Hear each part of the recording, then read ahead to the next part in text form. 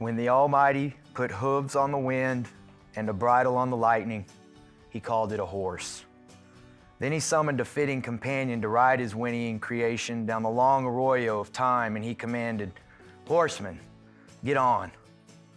It was the right combination. Man on horseback has been pounding sparks ever since. A horse gave man height and 4 legs. If early man lacked a horse, he invented one. He combined himself with the horse idea and called the unified animal a centaur, half horse, half man. He gave the horse wings and called him Pegasus, the flying king of the skies. He hitched horses to the chariot of the sun and watched them forever speed west. He used the horse for war. The neigh and the battle cry resounded in chorus. But the Almighty also had invented cattle. This set things in motion. All nature moves toward climaxes.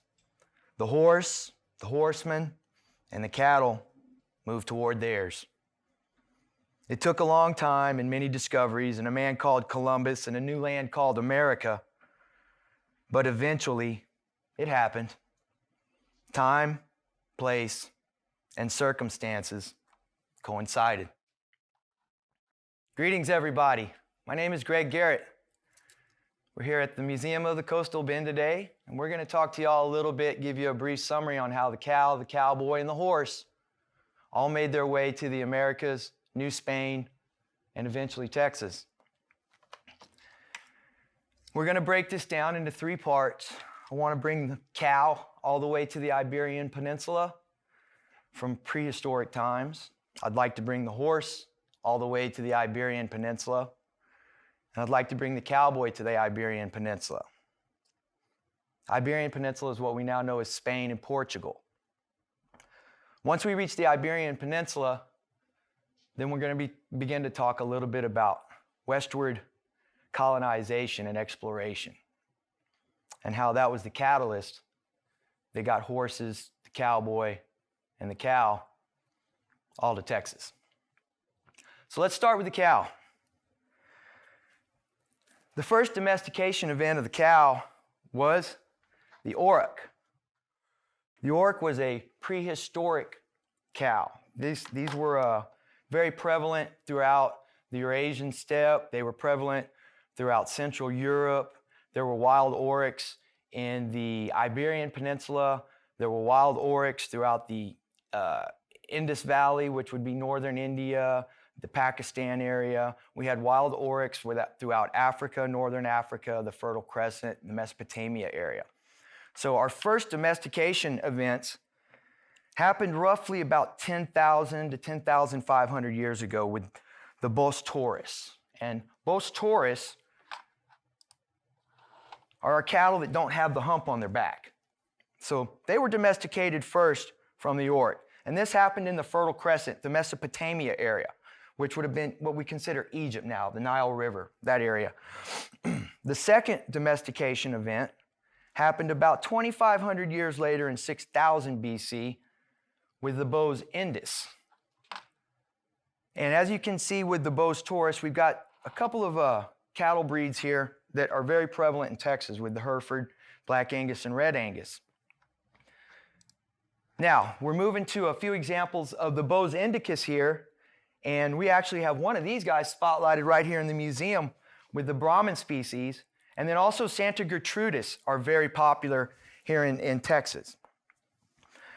Now, we need to get these guys to the Iberian Peninsula to get this thing started.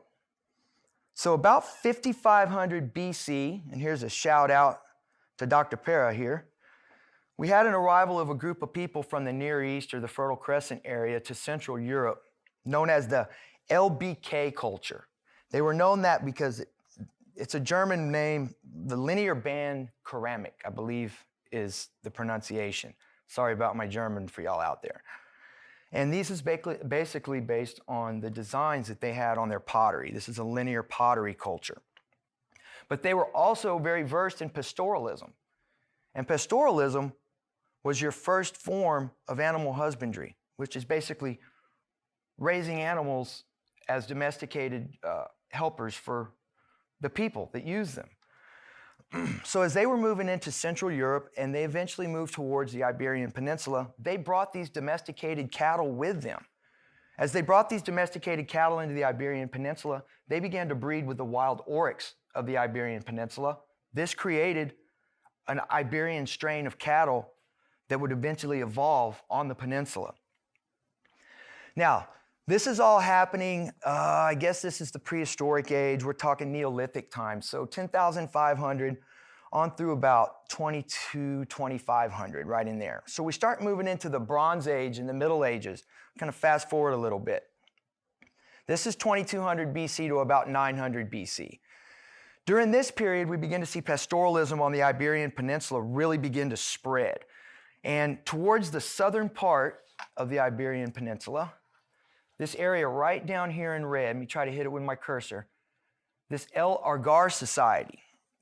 They lasted from about 2200 to 1500 BC, and they were pastoralists. The majority of this society raised animals to use on their farms, or what we would call a farm today.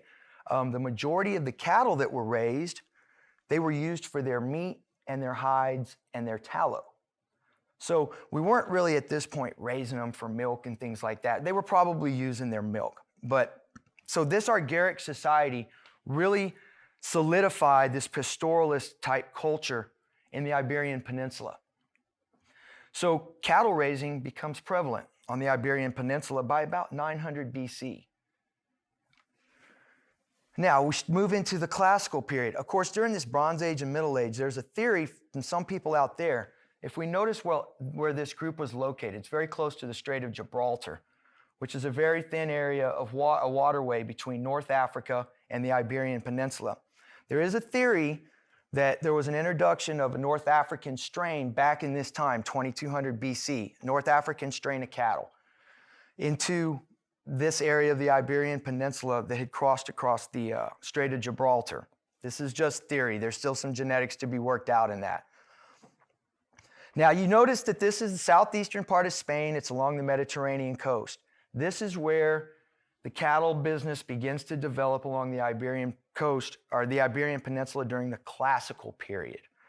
This classical period is dominated by the great empires, your Roman Empire, your Greek empires, and then also your Carthaginians. When we get into the horse, you're going to see how important Iberian cavalry becomes at this point.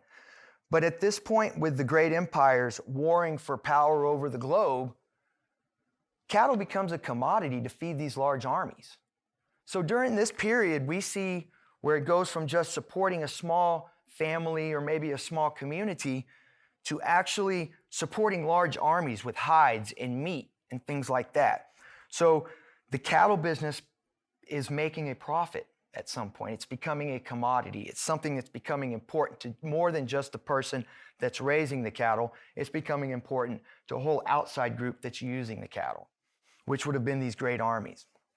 Now, this ends about 600 AD. We see that the Roman Empire, it's defeated and it pulls back towards Italy, and the Middle Ages are ushered into the Iberian Peninsula. The Middle Ages, the beginning of the Middle Ages, we've gotten rid of Rome and the great empires out of the Iberian Peninsula. Here comes another great empire into the Iberian Peninsula, the Moors. The Muslim religion and culture arrives in the Iberian Peninsula. Islamic culture arrives in the Iberian Peninsula by about 600 AD. I'd put it right in there, 700 AD. So we've had the Moorish occupation. This is when we see cattle becoming a commodity on the Iberian Peninsula. This is when they become important, not only to the family, but to the people that are using them. Okay, these are our Moors. So our Moors arrive on the Iberian Peninsula around 700 AD, and there is a reintroduction of that North African strain of cattle into this Iberian strain that has been developing over the last few millennia. The one thing that the Moors introduced that was super important to this whole thing was the practice of transhumance. Transhumance is basically what we know today as cattle drives. This would have been brought up from North Africa and introduced to the Iberian Peninsula, and it probably would have started with the Mesta, which was a group of sheep herders that developed a whole set of regulations and rules, which would have then developed into cattle ranching in Spain or on the Iberian Peninsula. So it started with sheep and slowly worked its way to small groups of cattle. Because at this point, as we mentioned, especially once you get into 700, 800, 900 AD, everybody's raising cows. There's 2 or 3 cows and a yoke of oxen for basically every pastoralist family that's out there. So having cows on your farm, that's nothing new by this point. Now, you begin to see herds of 20 or 30 being raised for hides, for milk, for meat, and this is the commodity version. So they're starting to realize there's a commodity here. People are beginning to make a little bit more profit off of it. So you've got your 20 or 30 head of cattle and this concept of herd management that has developed on the Iberian Peninsula, but that's not cattle ranching. Okay, cattle ranching, what we understand is large herds, several hundred, if not thousands, and you're moving these herds over large spaces of land. So by the 11th and 12th century AD, you begin to see the development of the cattle ranching industry. And this happens in the southern zones in Leon and Castile. Now the stock raising would have been happening in these humid areas, and Leon and Castile are just south of the humid areas where the stock raising would have happened. So we have 11th and 12th century, and we have ranching. Ranching has been developed on the Andalusian plains, and by the 1500s, and by the time the Spanish begin to head westward to New Spain and the New World, ranching is a business in Spain. It will be the motor behind, the cow will be the motor behind development westward, travel westward. It will feed all of those that head westward for exploration. So it basically ends up on the boats that all head westward in the late 1400s, starting in 1493 with the Columbian Exchange and Christopher Columbus. So we've got the cow to the Iberian Peninsula, we've got it on the boat. Now, let's talk about the horse. The horse is going to be a little easy because it didn't have to move quite as much, right? And this is what I mean by it didn't have to move quite as much. Domestication of a horse, that would have happened well after this picture. Wild horses, prehistoric horses, were everywhere around the globe, including North and South America. I think it was 500,000 years ago or so that they were extinct from North America. But they've always been on the Iberian Peninsula. This cave art here that we see in the picture, that was from 30 to 25,000 years ago. These were found in caves in the Iberian Peninsula in the southern parts. And they weren't riding them, obviously. These were basically a meat and hide thing. They were using them to eat and to cover themselves. Now, this horse and as you can see, if you notice with the drawing, this object right here that I'm circling, that they've got drawn, that's the horse right there. And then there's also another example where my cursor is right here. And there's also another example where my cursor is down here to the right. So these are all prehistoric horses that the prehistoric man of the Iberian Peninsula was using for meat and hides. These would eventually evolve into that.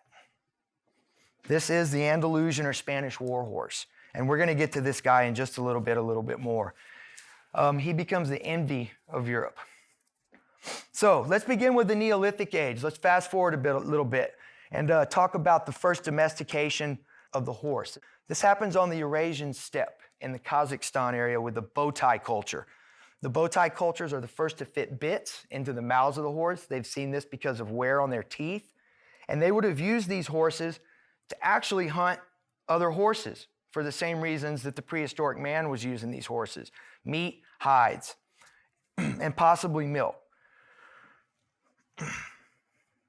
Now, they also know they were trying to domesticate these horses because they have found post holes dug in a circle, which would represent a corral. Within this corral, they have found excess horse dung. So that means these horses, horse manure, these horses were being collected in these small corrals. So that was more evidence of the domestication event. So the bow tie culture gets its started on the Eurasian steppe. Let's fast forward to the Bronze Age, 2200 to 900 BC. Again, the Eurasian steppe. The Adrovo culture is a strong horse riding culture. These are all forefathers of the Mongolians, which we all know are very strong horse riding culture. But what we begin to see with the Adrovo culture is chariot use. So we begin to see the horse used as a draft animal, not just being ridden or eaten, but he's beginning to pull things. So there's proof that there was a chariot, and they kind of go off of the wear on the teeth again, but that's getting into some deep genetics. And we'll explore that in the future if we get a chance to. Now, also about this time, you see in Mesopotamia, where the cow was domesticated, you see the use of chariots and it becoming a military weapon. The great chariot wars of Mesopotamia and chariot warfare around 2000 BC. The horse became the mechanism for development of military power at this point, right? It became the new arm of military strength. There wasn't anything that could top it on the battlefield. About 1500 BC or so, we see the Celts come in from Central Europe down towards the Iberian Peninsula. They bring with them a strain of domesticated horse, and they begin to breed that with the Iberian strain of horse. So you really begin to get this domesticated horse that's starting to develop into what we see here on the screen. Now, as far as the Mesopotamia warfare, let me just give you a quick shot of what that might have looked like. Right here, you can see this would have been drawings from Egyptian art, and you can see the horses right here in this top left corner are pulling a chariot, and then this whole entire bottom row. Okay, so we see that's the beginning of horses being used in warfare. Now, the Celts bring in the horse from Central Europe and to northern Iberia, and it begins to breed with this Iberian horse and begins to create this new strain that evolves into that. Classical period. So we're back into the great empires again. And during this period, the age of the cavalry is ushered in.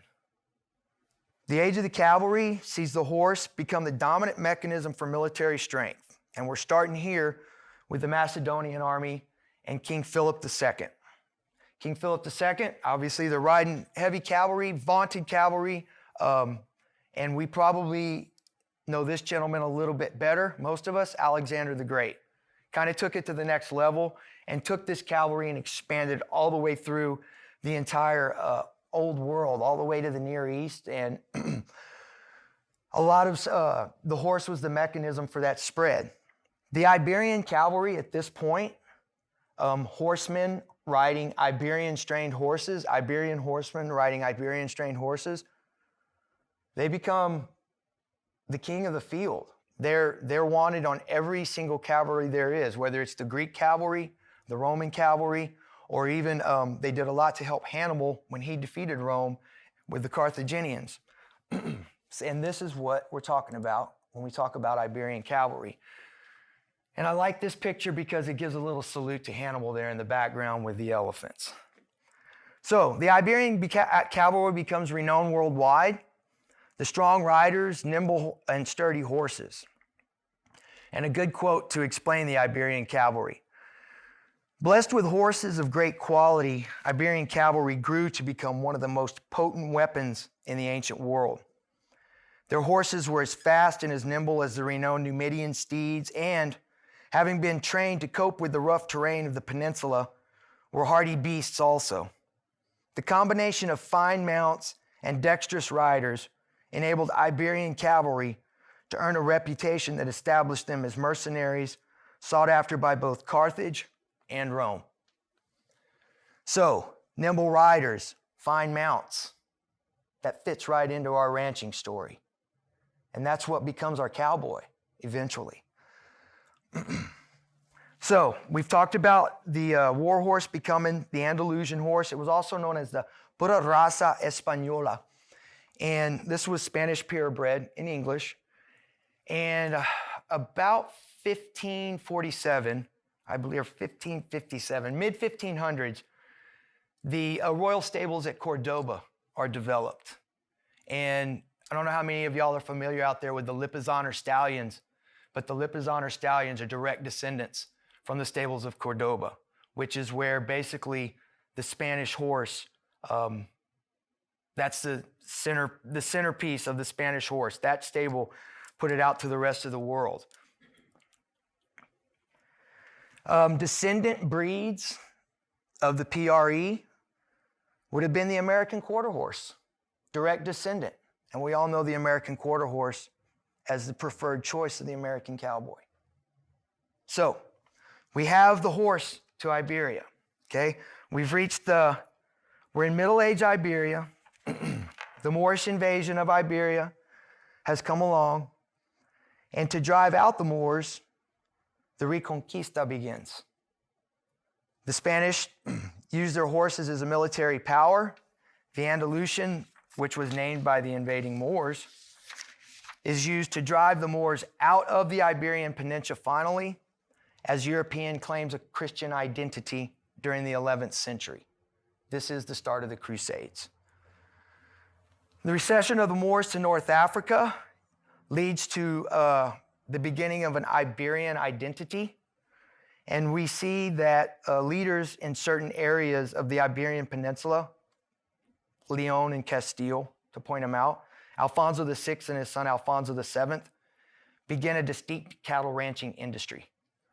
The raising of cattle on dairy stock farms, like we talked about earlier, where there were only 20 or 30 heads or maybe a few heads of cattle and a yoke of oxen. This wasn't ranching, okay? The raising of cattle on a dairy or stock farm or as a subsidiary to dirt farming, it's not ranching, which implies the ranging of cattle in considerable numbers over extensive grazing grounds for the primary purpose of large-scale production of beef and hides.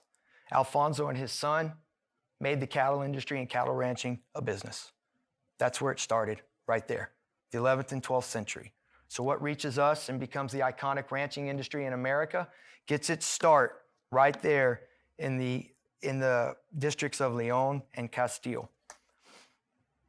Ranching would extend throughout the Iberian Peninsula after this, but as I mentioned earlier, the Mesta was still dominant with the sheep flocks. It wasn't until about 1250 that you begin to see cattle overtake the sheep flocks on the Andalusian plains in Spain. I'm sorry, in the Iberian Peninsula, not Spain yet. Now, one thing that's really cool about this area that we're talking about, Castile and Leon, that's where a lot of the people the first colonists of the Canaries and the Indies were from. So they already had the knowledge as they began to move westward. And as you know, the Canary Islanders were very important in forming San Antonio and Bexar County. So that knowledge gets into San Antonio in the mid-1700s because the Canary Islanders had already carried it with them for the last, 5 centuries? Okay, now let's get to this cowboy guy that we all want to talk about, the iconic American cowboy. How did he get there? Where did he start?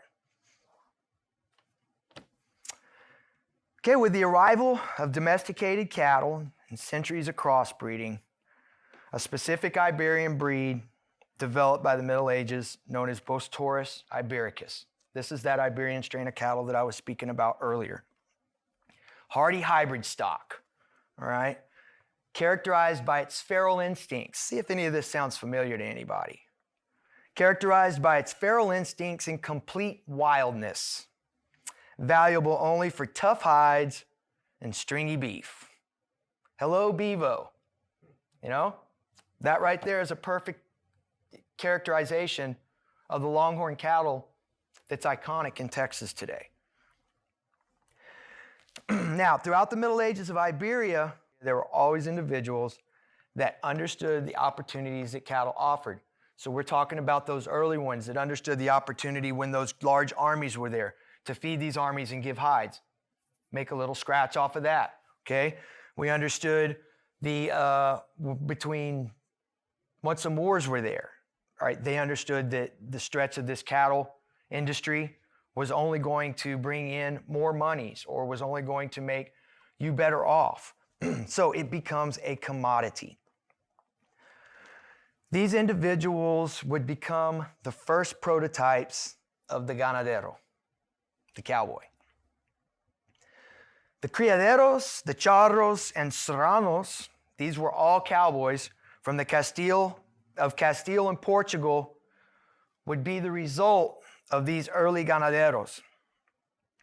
These individuals took the revered Iberian horse to begin herding the wild strain of Iberian cattle. This horse was so nimble, they were able to get out there and work with those feral cattle, those wild cattle. And they actually became to be a favorite of theirs. I mean, they just grew on them. Those cattle became uniquely their own. So they began to run these cattle out on the open range instead of these small cow pastures that had been the norm for so long.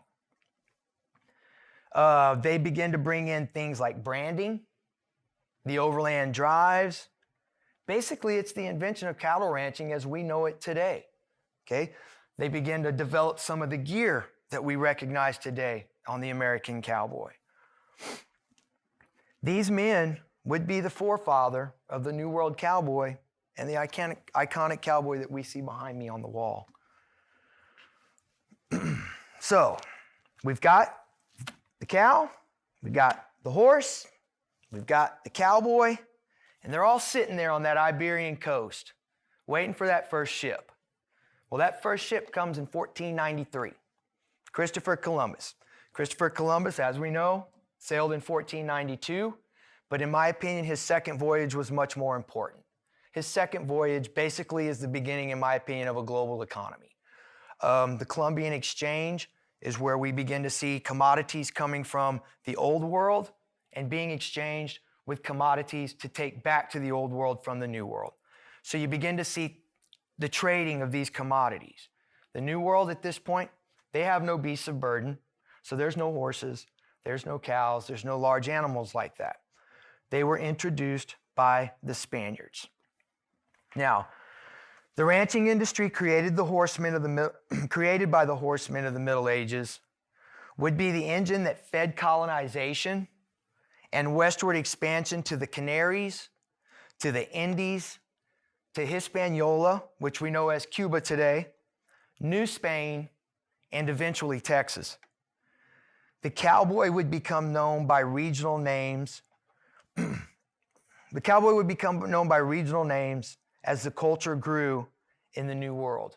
So I'd like to just kind of give y'all a couple of examples of some of these regional cowboys and their dress and kind of what they look like, because they're all just a little bit different. This first one we're going to show you is the gaucho. The gaucho would have headed south. Okay, he would have headed down into Argentina, Uruguay, and Brazil. Okay, the Argentine cowboy, very well known, very skilled, and a distant cousin of what we know today that runs around Texas in big pickup trucks, cowboy boots, and blue jeans. The next one, some of us are probably a little bit more familiar with because we're starting to move a little bit towards our direction. Northern Mexico, and especially today along the Rio Grande Valley, you see a lot of charro.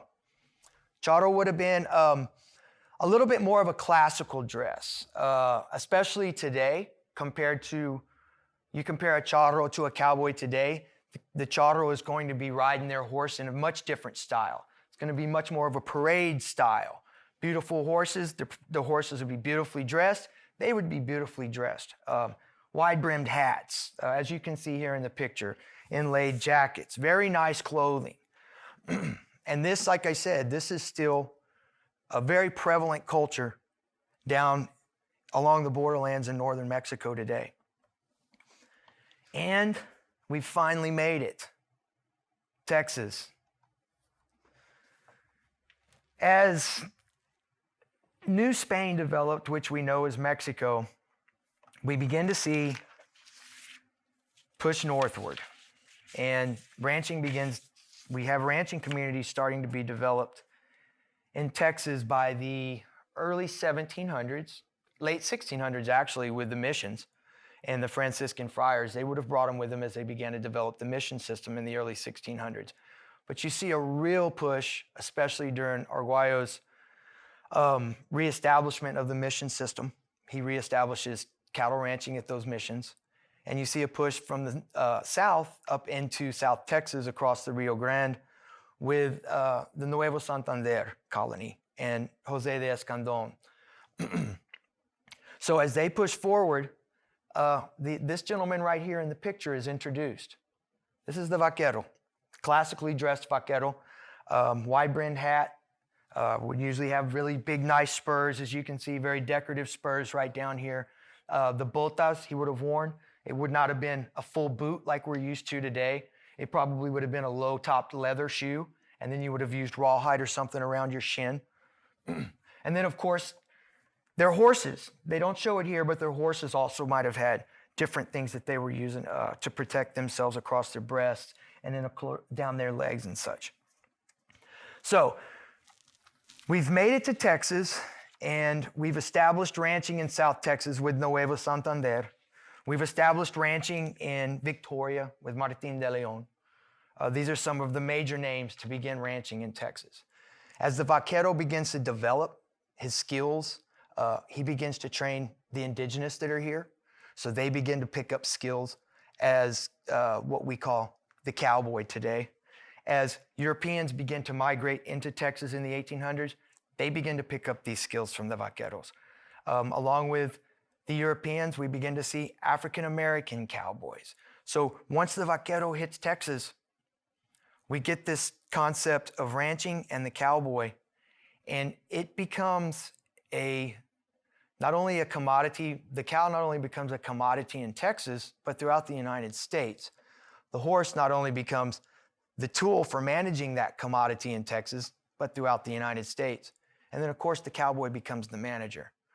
And from that whole little pathway that I've discussed, all the way up to the vaquero reaching Texas, that's where we get this iconic image and this iconic concept of the American cowboy. And we look forward here at the Museum of the Coastal Bend to really exploring the cowboy and ranching and the cattle that they were using over the next year and even into the future as we work towards our permanent exhibit of ranching here at the museum. I hope that everybody's enjoyed my talk today. I know it kind of got a little with the dates and everything, but I really wanted to set the stage for what we're going to be talking about in the future.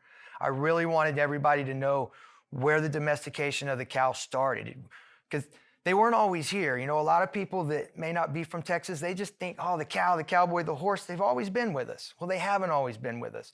They haven't always been uniquely Texas, okay? So I wanted to point that out today with our talk. I hope everybody has enjoyed it, and I really look forward to talking to everybody in the future. Thank you very much, and love to see if we have any questions out there in the audience. Shoot, see if I can handle it. Anyone? This isn't a question, but it's a comment. Certainly. I didn't realize horses came into sort of major players so early. And if you think about that, the horse has to have changed and brought on farming much sooner, because you can't have a lot of horses and not be providing food for them. Cows, you know, you can put them out in the wild and they'll manage, but if you're using a horse. She was just commenting on how as the horse became important to the people using them, agriculture had to be right there with it, because you had to feed this horse. Horses take a lot of energy, especially using them in war. And you're not raising a horse by the time they're domesticated in the same way you're raising a cow. At that point, they're not selling or getting rid of horses for hides and for meat. They're using those horses as a tool of war.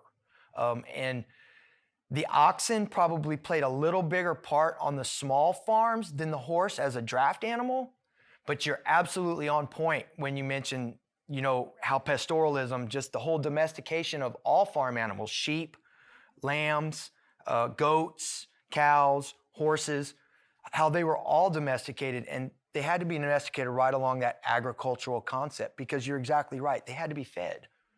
And using your draft animals helped you create more agriculture, so you're able to feed larger herds, so you could see how they would simultaneously grow together.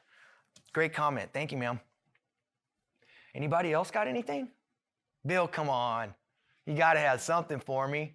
How about the donkey and the burro? How did those fit in? They were actually, it's a lot of genetics. You're starting to get into some really deep genetics talks because the burro, and it actually wasn't even known as that. I didn't want to really bring it into the talk, so I wanted to try to stay as specific to the horse as I can because you can get down some rabbit holes. But the donkey probably would have been domesticated as far as a riding animal much earlier than the horse in much heavier use, if that makes sense. They say the bow tie domesticated it in 3500 BC, but that wasn't wide use. That was just for that one specific area. They actually think there might be other domestication events that happened around the globe after the bow tie culture or kind of simultaneously. And one of those might have been riding, and I wish I could remember the name they were using for it, but it would have been the donkey, breed of donkey, that very early prehistoric breed of donkey, this very small horse, that type of thing. So that is a major role. I tried not to go in too much to it because we could get down quite a few rabbit holes starting to talk about genetics, but I'd love to try and talk about that in the future when we can concentrate a little bit more on one specific subject, the horse and the donkey and that type of thing. So that would be cool to talk about in the future. Yeah, could you say a little bit about how fencing and barbed wire changed ranching in Texas? Yes, once we've gotten into, we talked about transhumance introduced on the Iberian Peninsula. Well, that concept of transhumance and driving cattle, that was introduced here in New Spain and into Texas. Some of our earlier cattle drives would have been short from South Texas to New Orleans, things like that. We began to see longer cattle drives, 1850s, 1860s, and they would slowly were working their way westward as populations grew, because as populations grew, so did ownership of property. So you had to start adjusting your routes to get your cattle north. And as Heather's mentioning, barbed wire affected the cattle drives tremendously. You could no longer just open range your animals. It affected the ranching industry tremendously, and so did railroads. Railroads and barbed wire probably were the two largest, what's the word I'm looking for? Had the largest effect on bringing cattle or ranching into what we kind of know it today. Because you no longer could do these long multi-state cattle drives. You were putting them onto the railroad because the barbed wire had marked everything off. You couldn't just send cattle through someone's, fence line. So once the property began to get marked off with this barbed wire and railroads began, and by this time you've got cattle drive trails that are way out in far, far west Texas and even in the New Mexico, Colorado area. Because of this reason, railroads and barbed wire drastically changed the landscape of cattle drives and ranching. I would say probably between about 1865 and about 1885. So 1885 is when you really start to see the introduction of barbed wire throughout Texas. So great question, Heather. Thank you. I appreciate it. Thank you all so much. I really appreciate it. And I have a feeling I'm going to be seeing a lot more of you in the future.